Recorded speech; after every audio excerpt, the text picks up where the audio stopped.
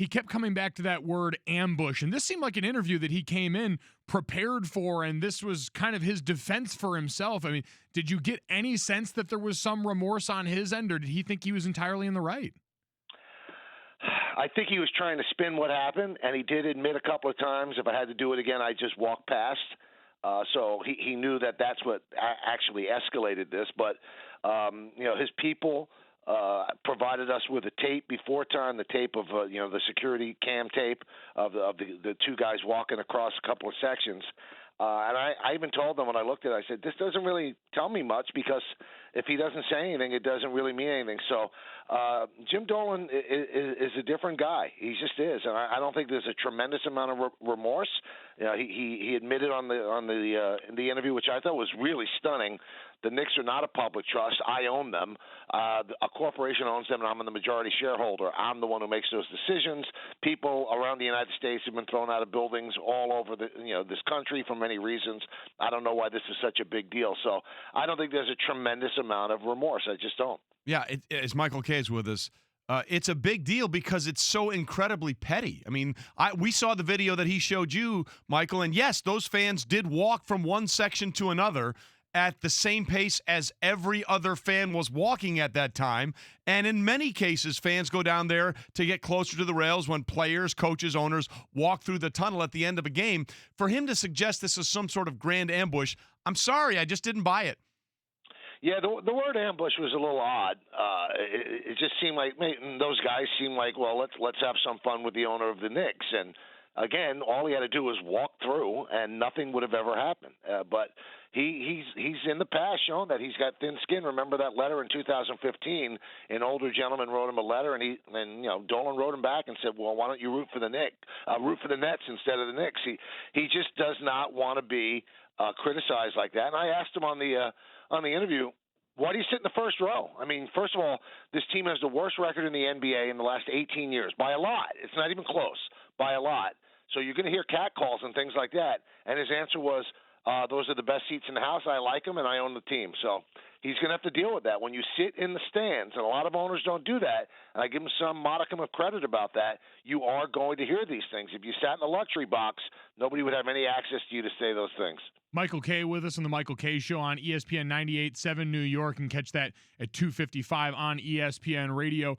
I guess from my thought is, he's never really had an impetus to change because the Garden keeps selling out and Kings keep going so well. Is there anything that he can do at this point that would see some sort of blowback for his bottom line that might change some of this? Or is it just going to be this way until he decides to, at any point, sell this team?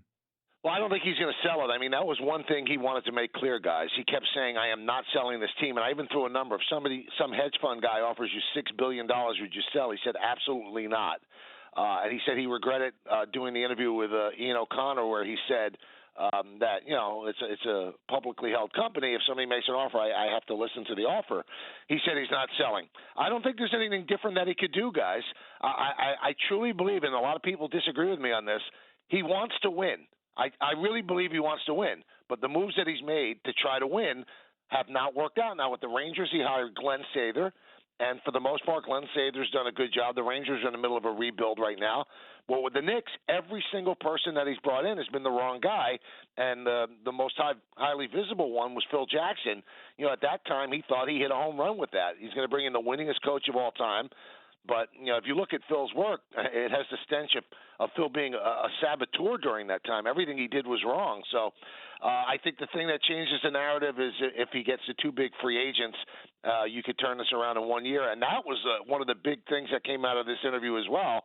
He pretty much said, we've been told by people that we are going to get two big free agents. He didn't seem to have any doubt in that at all. And, Perry and Mills have pretty much downplayed it and tried not to say that was going to happen, that this is a slow process.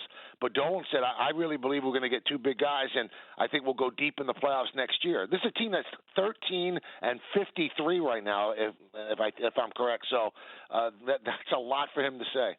Yeah, Michael Kay is with us. And one of the most amazing things, Michael, for me watching that interview, because I watched the video of it as well as listening to it, when he started talking about his players and he got through two names and then had to go, wait, here's the list of the players with my names, and let me see if I get their names right.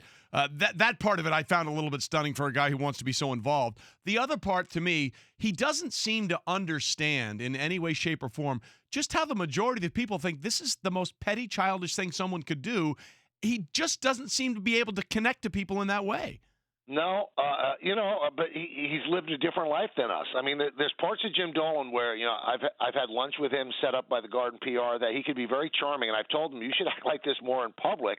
And even the last time that he was on, the last time he did a public interview like this after the Charles Oakley situation, he came off as more likable. But yesterday, he kind of seems all over the place. It had a herding cat sort of feel to it, and the notes just aren't a good optic. But he kept saying on the air, Trey, that I don't care what people think of me, and he clearly does. And I kept pressing him on the Daily News issue, and he just said, I'm sorry, they don't want us to win. But I kept trying to impress upon him, the media doesn't have to want you to win. I mean, they're not cheerleaders, but right.